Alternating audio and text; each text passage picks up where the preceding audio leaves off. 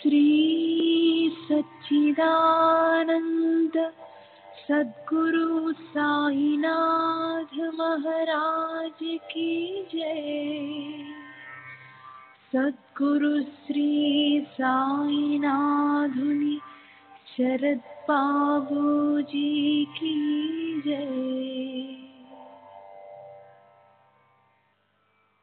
సాయి వంటి దైవంబు లేడోయి లేడోయి, ప్రజలందరి నోట సాయి నామం పలకాలి, సర్వత్రా సాయి రూపం రంజిల్లాలి, ముజ్జగాలు సాయి మహిమతో ముప్పిరి గొనాలి. సాయి పదరవళులు మన హృదయ కుహరంలోని నిశ్శబ్ద నిశీధిలో ప్రతిధ్వనించాలి. ప్రణవనాద వీచికల్లా సాయి జ్ఞాన సౌరభాలు సర్వత్రా వ్యాపించాలి. ఆ సుజ్ఞాన సౌరభాల ఆస్వాదనలో మన మనసులు మత్తెక్కాలి. సాయి ప్రేమామృత ధారలు అంతటా నిరంతరం వర్షించాలి. ఆ ప్రేమామృత ధారలలో తడుస్తూ, ఆ జ్ఞాన సౌరభాల మత్తులో ఆనందంగా నర్తిస్తూ సాయి వంటి దైవంబు లేడోయి లేడోయి అని అందరూ ఏకకంఠంతో గానం చేయాలి. అదే నా ఆశ, ఆశయం, ఆకాంక్ష. అదొక మధుర స్వప్నం. ఆ స్వప్న సాఫల్యం కోసం శ్రీ సాయినాథుని అనన్య ప్రేమతో, ఆర్ద్రతతో ప్రార్థించటమే మనం చేయగలిగింది, చేయవలసింది. శ్రీ బాబూజీ.